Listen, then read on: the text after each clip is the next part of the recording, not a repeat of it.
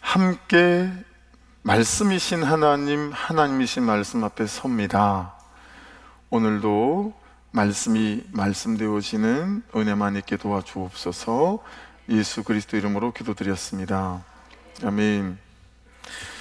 지난주간에 말씀드렸던 것처럼 오늘은 로마 6장 4절인데 그 중에서 그러므로 우리가 그의 죽으심과 합하여 세례를 받음으로 그와 함께 장사되었나니 라는 말씀, 이 앞부분 이 말씀을 가지고 말씀을 좀 함께 나누려고 합니다. 지난주 말씀 적용 요약지 이제 목장마다 질문 중에 첫 번째 이게 질문이었던 것 같죠.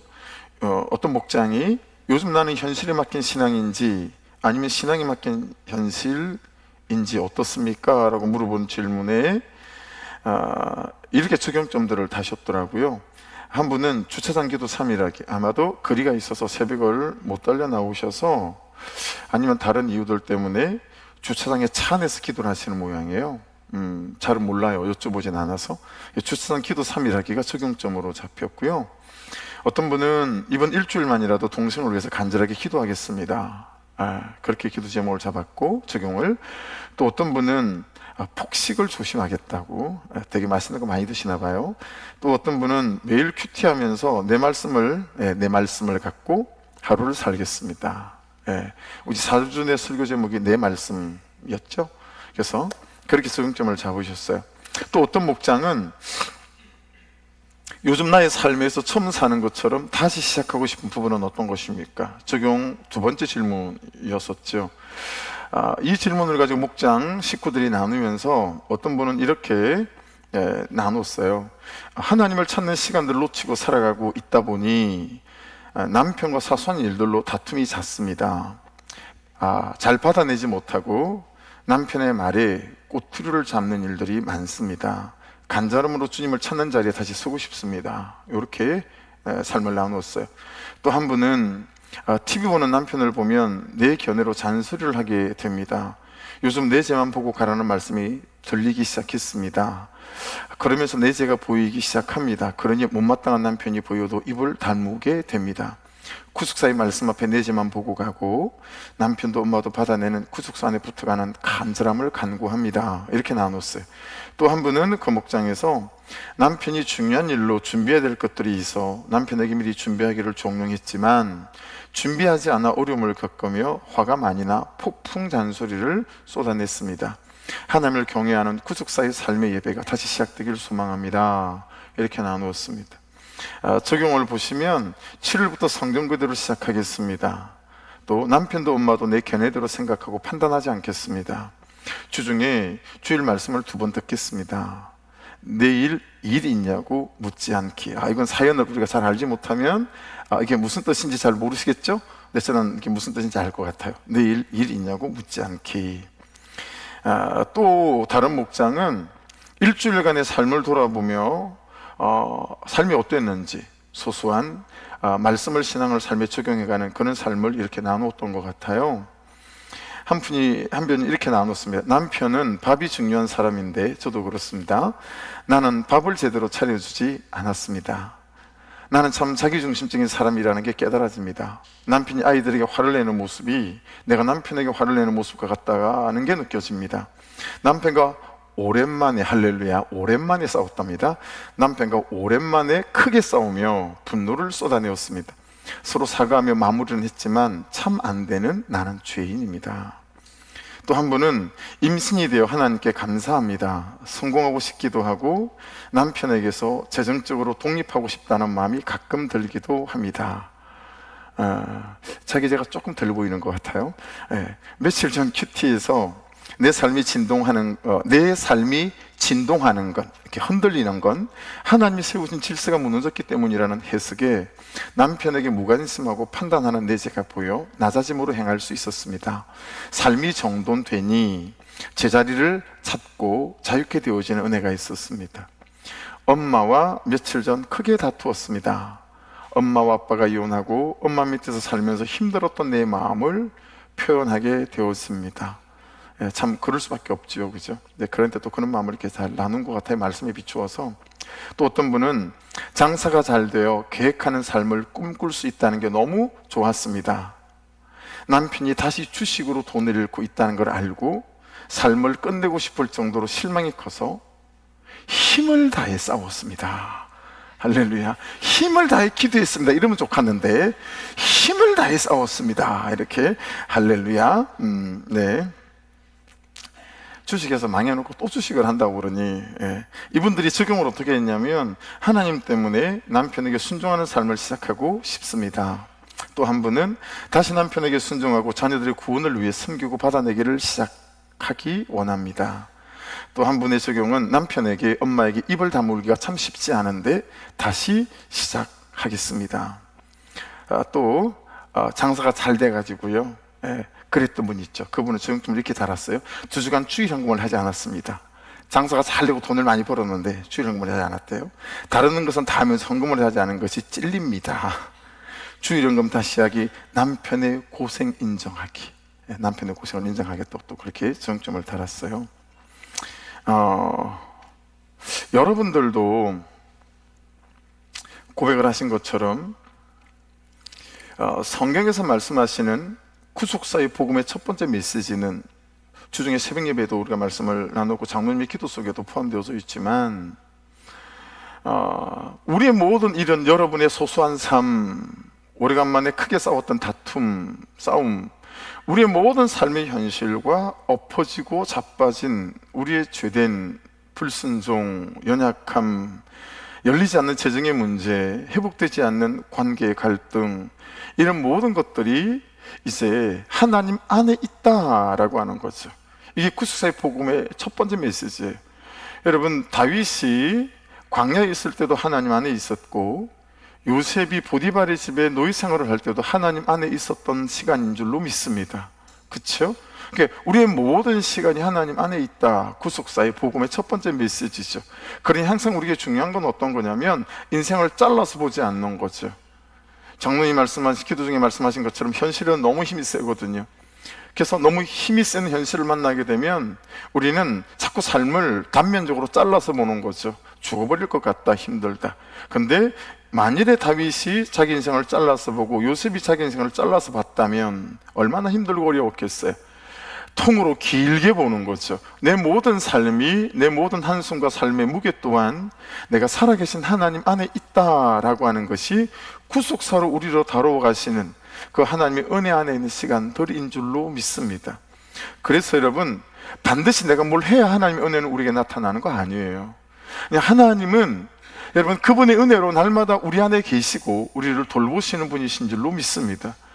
그래서 여러분, 저는 기억도 안 날 때부터 교회를 다니고 신앙생활을 했었지만 17살 때부터 중학교 졸업하는 날에 집을 가출해서, 그리고 짜장면 배달부터 사회생활을 시작했을 때 한 3년간 신앙생활을 하지 않았어요.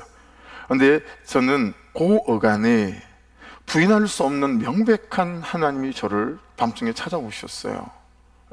진노하심으로 찾아오셨지만, 이놈하고 찾아오셨지만, 그래서 압니다. 내가 항상 하나님 그분 안에 있고 그분의 은혜 아래에 있구나 라고 하는 거죠. 여러분이 잠시 잠깐 넘어지고 엎어질 때, 여러분의 자녀가, 남편이 잠시 잠깐 엎어지고 넘어질 때 너무 두려워하지 않기를 주의 이름으로 축복합니다. 우리는 하나님의 은혜 아래에 있고 저와 여러분의 모든 시간은 하나님이 함께 하시는 시간인 줄로 믿습니다. 그 안에서 하나님의 돌보심과 인도하심 안에서 우리는 우리 인생의 걸음을 걸어가고 있다라고 하는 것입니다. 그래서 오늘 말씀에 비춰본다면 자막을 보십시오. 그러므로 우리가 그의 죽으심과 합하여 세례를 받음으로 그와 함께 장사되었나니, 그냥 살아계신 하나님, 역사하시는 하나님 정도가 아니라 날 위해 죽어주신 하나님 안에 여러분과 제가 있는 줄 믿습니다. 놀라운 일이죠. 할렐루야.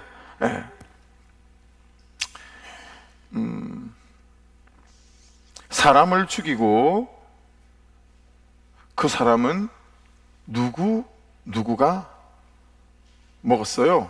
라고 기자가 물어봤어요. 그랬더니 혼자 먹었어요, 혼자. 그렇게 대답했어요. 아니, 왜 사람을 먹었어요? 그랬더니 인간이기를 포기하고 싶어가지고요. 여러분들은 아시는 94년도에 있었던 지존파 사건 아시죠? 사람을 잡아서 인육을 먹기까지 했던, 그리고 이렇게까지 말합니다. 자막을 보시면, 우리 엄마요? 내 손으로 못 죽여서 한이 맺힙니다. 그렇게 9시 뉴스데스크에 기자가 마이크를 들이댔더니 그렇게 말했어요. 이렇게, 이 사람이 김현량 씨입니다. 이때 나이가 23살, 22살부터 사람을 죽이는 것으로 자기 인생을, 그리고 인육을 먹었던 때도 22살이지만 이렇게 붙잡히고 밝혀졌던 건 이제 23살 때 김현량 씨, 이 조직의 지존파의 행동대장이었습니다.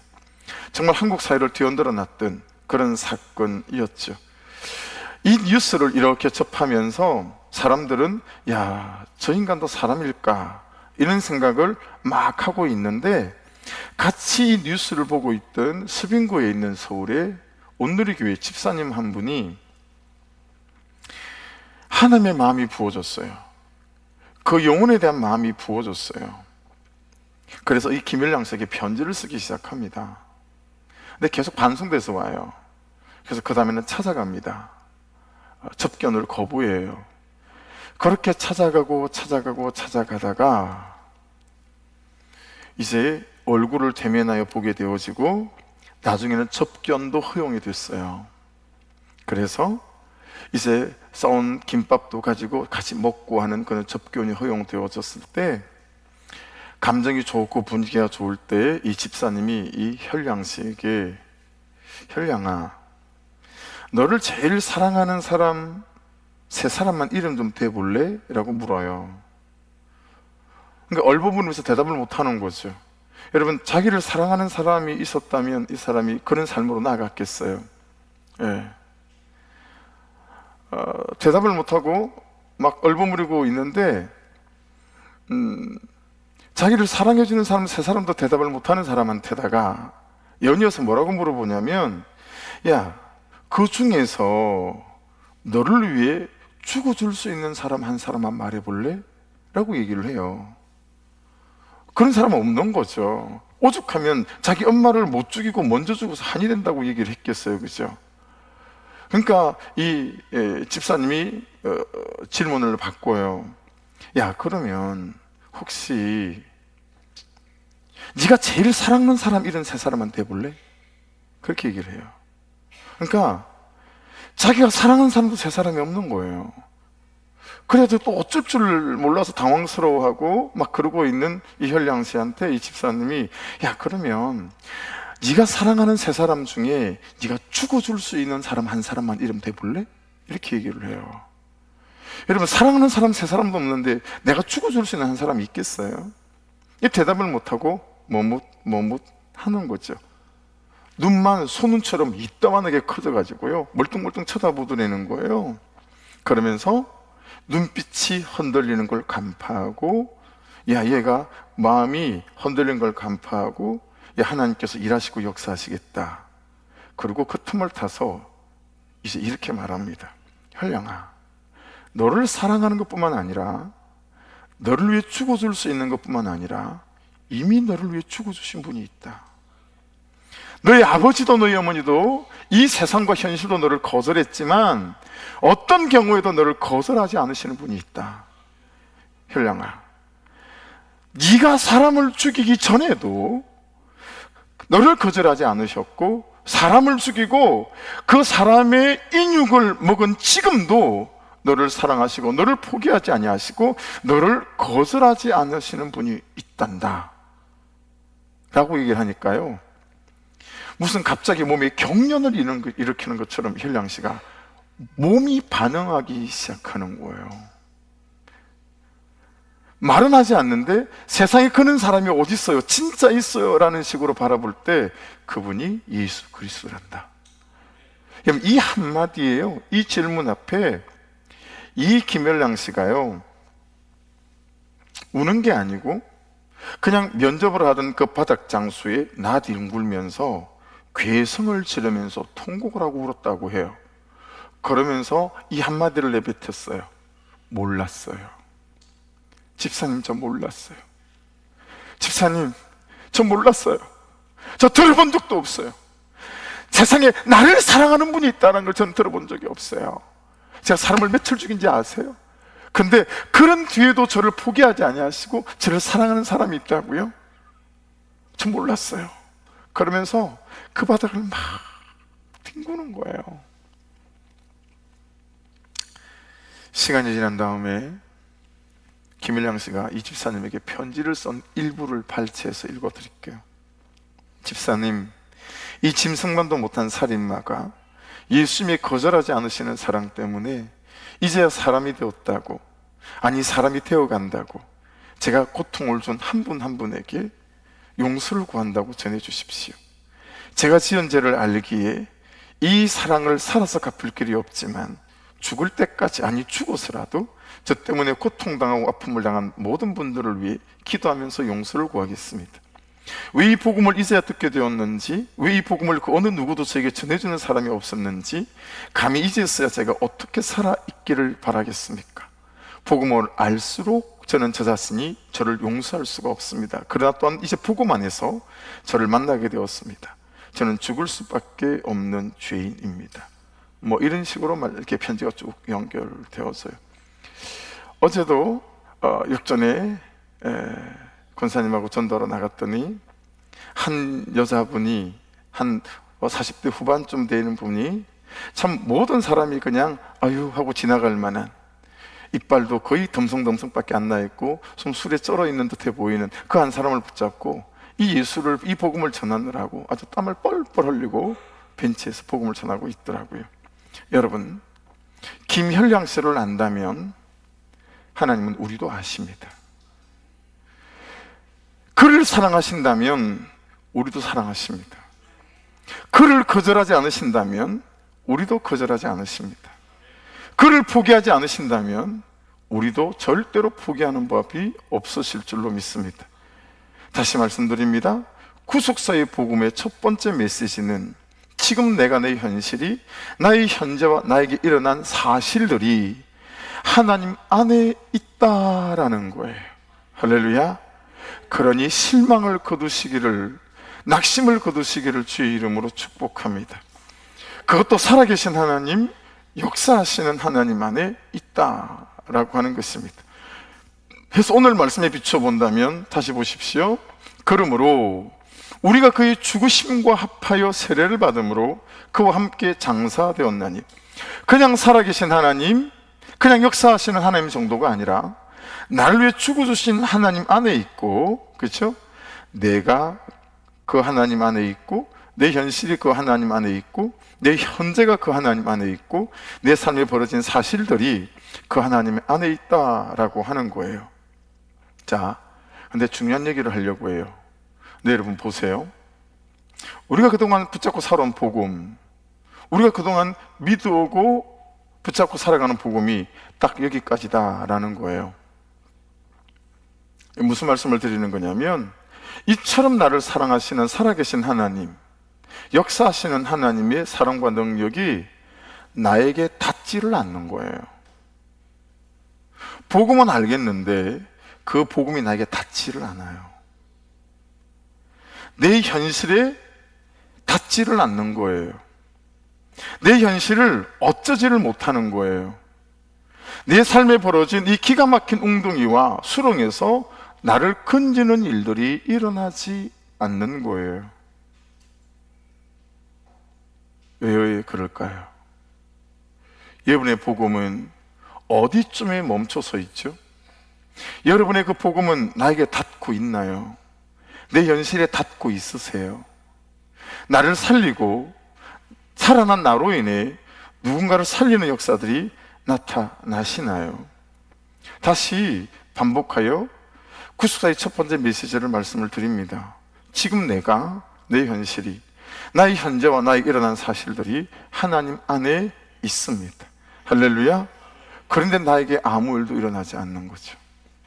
왜 내 가정에 벌어진 이 다툼과 이 갈등과 이 싸움, 여기에 이 구속사의 복음이 능력이 닿지 않는 걸까? 이 남자와 이 여자와 함께 살기 싫고, 이 자녀가 내 자녀라는 사실들이 몸소리 쳐지고 이 현실들은 하나도 달라지지 않으며 왜 그대로냐고요. 여러분, 오늘 말씀의 끝을 보시면 그러므로 우리가 그의 죽으심과 합하여 세례를 받음으로 그와 함께 장사되었나니 라고 말씀합니다. 여러분, 장사되었다라는 것은 쉰다프라는 단어이거든요. 여러분, 장례식의 전제는 뭐죠? 그 사람이 죽었다는 거죠. 죽은 사람이 있어야 장례식을 치를 거 아니겠어요? 여러분의 장례식이, 적어도 여러분이 예수 그리스도를 믿는 분들이라면 저희의 장례식이 이미 있었다라고 말씀하시는 거예요. 언제요? 예수께서 십자가에 죽으실 때 우리의 장례식이 이미 있었다라고 하는 거죠. 우리의 심장이 멎을 때 육체적인 죽음에 대한 두 번째 장례식이 있겠으나, 여러분, 우리의 죄로 인한 영적인 존재와 우리의 존재적인 장례식은 예수께서 십자가에 죽으실 때 우리도 함께 죽었다라고 말씀하시는 거죠. 여러분, 세례를 어떻게 받으셨는지 모르지만 옛날에 세례를 받을 때 강에서 세례를 받는 일이 허다히 있었어요.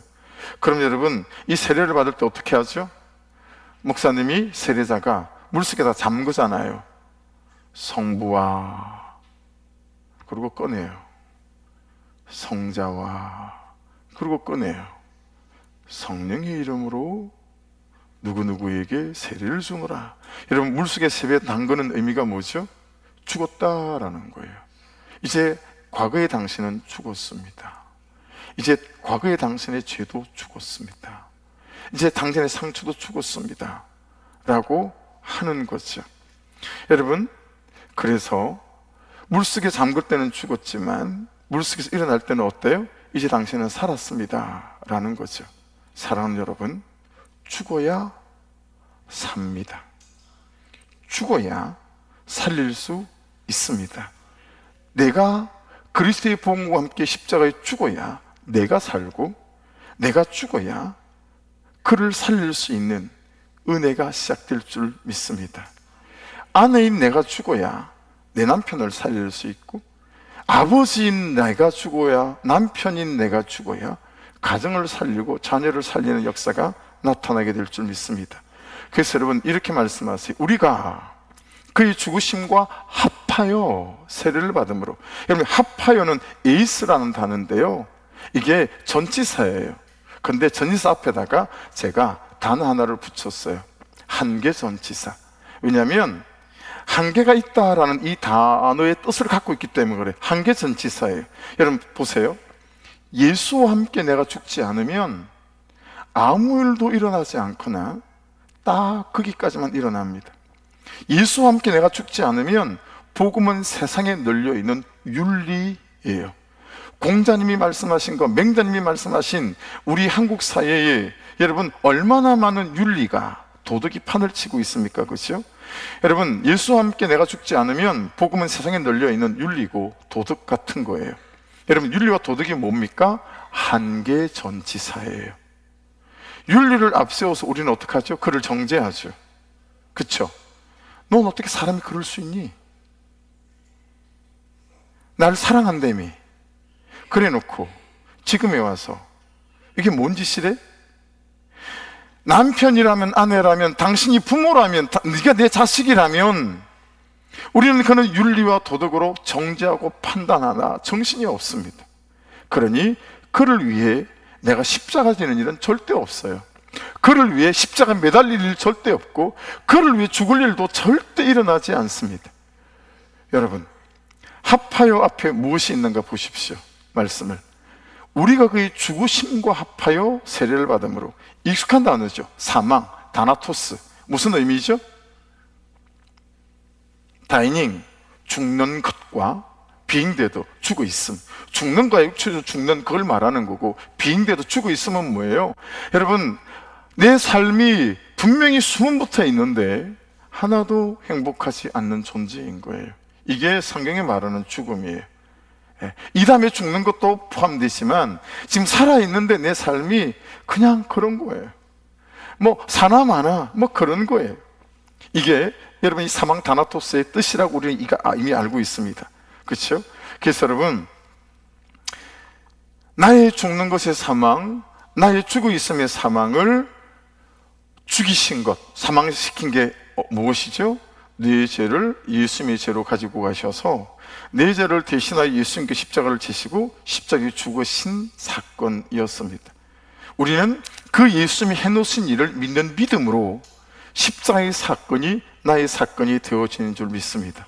그래서 여러분, 나를 먼저 살려야, 내가 먼저 살아 일어나야 살릴 수 있습니다. 제가 제일 처음 비행기를 탔을 때 이거였구나 라고 여러분 깨달았던 게 하나 있어요. 비행기가 바다에 불시착할 때 이렇게 해야 합니다. 그리고 안전벨트는 이렇게 메고 이렇게 풀어놓은 겁니다. 구명조끼는 이렇게 입는 거고 어떻게 바람을 부는 겁니다. 그런 거 하다가요, 혹시 기체가 불안정해서 갑자기 산소 마스크가 내려오거나 막 이럴 때는 그 산소 마스크를 꼭 자녀와 노약자에게 먼저 씌우지 마시고 자기에게 먼저 써야 합니다. 그리고 자녀와 노약자에게 씌우는 겁니다. 여러분, 이게 일반적인 우리의 상식의 범주를 벗어나는 거잖아요. 우리는 애부터 챙기잖아요. 예. 여러분들은 얼마나 아기를 챙깁니까? 그렇죠? 일단 우리가 노약자부터 챙겨야 되는 거잖아요. 근데 비행기 안에서는 여러분, 산소 마스크가 떨어지면 나부터 써야 된다는 거예요. 왜요? 내가 살아야 그를 살릴 수 있기 때문에 그렇습니다. 사랑하는 여러분, 제발 도덕과 윤리의 잣대로 그를 판단하고 정죄하고 비판하시기 전에 여러분을 살리시는 은혜가 있기를 주의 이름으로 축복합니다. 그래서 윤리와 도덕의 잣대를 내려놓으시고 구속사의 복음을 붙잡고 여러분 다시 살아나는 은혜가 있기를 주의 이름으로 축복합니다. 자, 원리를 말씀드릴 거예요. 여러분, 내가 먼저 살아나야 된다고 말하는데 나를 살리는 일은 어떤 게 나를 살리는 일이죠? 성경에서는 역설적으로 죽는 것이다 라고 말씀합니다. 다시 말씀드립니다. 나를 먼저 살려야 한다는데 나를 살리는 것은 어떤 거냐면 내가 죽는 것입니다. 여러분, 내가 죽는다는 것의 의미를 정확하게 이야기해 보실 분 있으세요? 내가 죽는다라는 것의 정확한 의미는 뭐죠? 여러분, 어떨 때 남편에게 죽어지시던가요? 여러분, 어떨 때 아내에게 죽어지시고 부모님에게 죽어지시고 정말 어떻게 내 자식이 저럴 수 있나 싶고 신앙생활을 했는데 이 복음을 붙잡고 구수의 복음을 알고 난 다음에 여러분에게 되어진 게 어떤 게 있죠? 여러분, 내가 죽는다라는 것은 내 죄를 본다는 거예요. 내 죄를 보지 않으면 사람들은 죽지 않습니다. 예수께서 왜 죽으신 거죠? 나의 죄를 가지고 그분께서 죽으신 거죠. 여러분, 내 죄가 보여야 그때 사람은 정말 십자가 앞에서 죽을 수 있어요. 근데 내 죄라고 여겨지지 않으니 내가 죽을 일도 십자가를 질 일도 십자가에 메어 달릴 일도 없다라고 생각하는 거예요. 여러분, 내가 죽는다는 것의 정확한 의미는 내가 내 죄를 보는 거예요. 예수님을 십자가에 못 박게 만들었던 나의 죄를 보는 거죠. 예수님의 보혈로 나를 씻어주신 은혜가 죄를 이긴 그 은혜를 만나는 거죠. 그래서 여러분, 로마서 5장은 온통 그 얘기예요. 은혜가 죄를 이긴다. 그 얘기밖에 없어요. 로마서 5장에는. 사랑하는 여러분, 내 죄를 보는, 그래서 내가 죽는, 그래서 살아나는 이 은혜가 여러분의 것이 되기를 주의 이름으로 축복합니다. 다시 정리해 보십시다. 그를 아신다면 하나님이 우리도 아십니다. 그도 사랑하신다면 우리도 사랑하십니다. 그를 거절하지 않으신다면 우리도 거절하지 않으시고 그를 포기하지 않으신다면 우리도 포기하지 않으십니다. 해서 나의 모든 삶이 하나님 그분 안에 있습니다. 여러분에게 어떤 눈물이 있고 지금 절망이 있든 이 모든 것이 하나님 안에 있습니다. 이 하나님 안에 있는 이 현실을 여러분 우리가 이기고 오히려 이 어려운 현실들이 하나님이 일하시는 기적의 현실들이 되어지는 첫 번째 걸음이 뭐라고요? 내가 내 죄를 보는 거죠. 내 죄가 인정이 되어지고 그래서 내가 죽는 거죠. 그때 내가 살고 그를 살리는 그런 놀라운 역사가 우리 삶에 시작되고 일어나기 시작할 줄로 믿습니다. 그때 이 구속사의 복음이 나에게 닿기 시작해요. 나에게 닿아요. 그리고 나에게 닿아서 나를 살린 이 구속사의 복음은 이제 그를 살리는 일들이 시작되어지기 시작하죠. 그리고 우리의 무너진 우리의 삶의 현실들을 살리는 그런 놀라운 역사가 시작되어지는 은혜가 있게 될 줄로 믿습니다. 사랑하는 여러분, 내가 죽어야 합니다. 그래야 그를 살릴 수 있습니다. 그래야 이 죽을 것 같은 현실이 오히려 나를 살리는 하나님 그분의 세팅이 되어져서 우리가 100% 오르신 하나님이라고 고백할 수 있게 되었어요. 그리고 당신이 나보다 옳습니다라고 하는 이 복음을 붙잡고 나아갈 수 있는 거예요. 그래서 여러분 부탁드립니다. 피투성이가 되더라도 여러분 말씀 앞에, 예배 앞에, 공동체 앞에 붙어 있기를 주의 이름으로 축복합니다. 여러분, 나는 그 3년의 기간 동안에 어떻게 하나님이 나를 찾아내셨을까? 몰랐어요. 우연히 일어난 일이라고 생각했어요. 근데 배후에서 나를 위해 울었던 우리 형수님이 있었더라고요. 큰 형수님. 네. 여러분, 어떤 식으로 그때는 월급을 타면 5일 만에 월급이 없어졌어요. 우리 사장님이 저에게 사회생활은 이렇게 하는 거야. 그리고 사당동, 그 방배동 카페 골목, 거기서 술을 가르쳤어요. 이야, 이게 술이 장로님 너무 맛있더라고요. 아시죠? 네, 할렐루야. 고급 카페여가지고요, 너무 예쁜 자매도 있는 거예요. 그래서 월급을 타면 5일 만에 거기서 술품 하시느라고 돈이 싸고 없어졌어요. 그 카페 이름을 지금도 기억한답니다. 훈목. 7시에 피아노 클래식을 연주하고 9시 클래식 연주하는 꽤 괜찮은, 여러분 오죽하면 내가 한번 찾아가 보지 않았겠어요? 없었어요. 그렇게 살아가고 있을 때인데요, 밤에 잠을 자는데 새벽녘에 하늘이 삼청천처럼 쫙, 영화에도, 여러분 만화 영화에도 그런 걸 본 적이 없어요. 하늘이 수십 수백 결로 쫙 열리는 거예요. 그러면서 아무런 형상도 없는데 거기서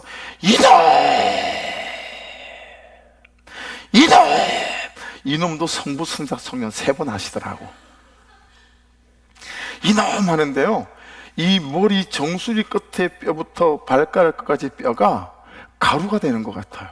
그 공포심, 그 두려움, 하나님의 그 어떤, 그냥 몸이 사시나무 떨듯이 떨리고 잠을 깼는데요, 제가 그때 회사 기숙사 같은데 빌라지만 단독, 거기서 이제 직원들하고, 제가 팀장이었기 때문에 나이가 어려도 저 구석에 처박혀서 벌벌 떨고 있었는데, 지금 대전에 정권회사 하고 있는 희진이라고 하는 그 친구하고, 그 다음에 대덕연구단지 기사로 있는 덕준이라고 하는 후배 둘이서요, 제 팔을 끼고, 얘네들은 교회를 다니고 있으니까 목사님한테 기도받아야 된다고. 그러고 이러면 그 새벽에 저를 끌고 나가는데 제가 시체 같은 거예요. 여러분, 시신이 굉장히 무거운 거 아시잖아요. 장등 몇 명이 들어도 힘든 거. 그러니까 시신처럼 몸이 축 늘어져 가지고 제가 완전 공포심에 꿈쩍을 하지 못하는 거예요. 그래서 중간에 가다가 다시 되돌아왔어요.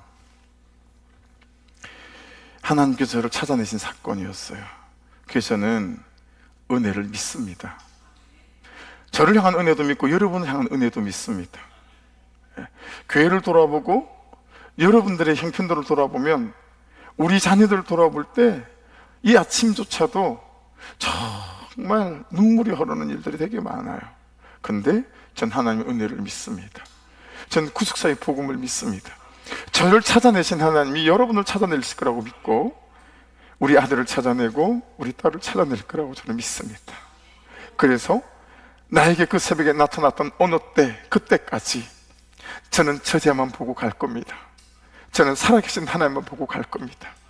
그럼 우리 형수님이 그러하셨듯이 그분의 기도를 타고 그 새벽에 찾아오셔서 나를 찾아내신 것처럼, 하나님의 그분의 은혜는 멈춤이 없고, 하나님 그분의 은혜는 누구든지 찾아낼 수 있으시기에, 전 그때까지 제 기도와 그 영혼을 향한 제 눈물이 정말로 마르지 않도록 그분의 은혜를 구하게 될 줄로 믿습니다.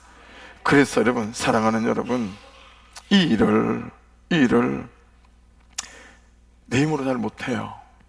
공동체에 피투성이라도 붙어 있으라고 말씀드리는 이유는, 여러분을 위해서 기도하는 공동체가 있잖아요. 그렇죠? 우리 수빈자매의 일들을 알고 일주일 내내 수빈자매를 붙들고 우리가 얼마나 기도했습니까? 여러분, 그 기도의 끝에 이 구속사의 복음과 은혜가 저와 여러분을 찾아내고 발견하고 우리를 세우시는 역사가 나타나게 될 줄 믿습니다. 그래서 여러분, 이렇게 말씀하세요. 누가복음 24장 49절 두 구절 보고 기도할 거예요. 자, 같이 읽겠습니다. 누가복음 24장 49절 시작.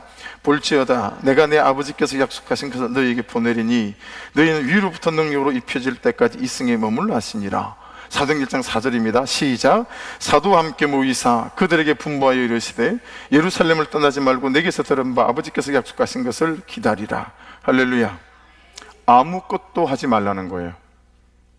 아무 데도 가지 말라는 거예요. 어떤 시도도 하지 말라는 거예요. 어떤 시도도 하지 말고 보혜사 성령이 찾아와서 너를 살릴 때까지 넌 예루살렘에 머물러야 한다. 예루살렘의 보혜사 성령이 너에게 덮여올 때까지 어떤 시도도 아무 일도 하지 말고 그분의 은혜를 기다리며 그분 안에 서 있어야 된다라고 말씀하신 줄로 믿습니다. 할렐루야. 그래 여러분, 국사의 복음이 없을 때는 화가 나요. 그 인간에게, 내 자녀에게 화가 난단 말이에요. 야, 그래도 너는 목사의 딸이고 목사의 아들 아니냐? 아빠의 체면은 좀 지켜야 되지 않겠니? 말은 뱉어본 적이 없어요. 근데 그 말을 하고 싶었던 마음은 수십 번도 더 돼요. 근데 여러분, 이 구스의 복음을 만나고 난 뒤에는 그냥 웁니다. 그냥 웁니다. 그냥 웁니다. 왜냐하면 너무 불쌍해서, 너무 안 돼서. 예. 그리고 그분께 맡겨드리는 거죠. 하나님, 내 집만 보고 살아계신 하나님만 보고 이 걸음을 갑니다. 우리 딸에게 아들에게 계획이 있으시지요. 제게 계획이 있었던 것처럼, 저를 찾아 발견해내신 것처럼 내 딸과 내 아들도 찾아 발견해내실 거지요. 예.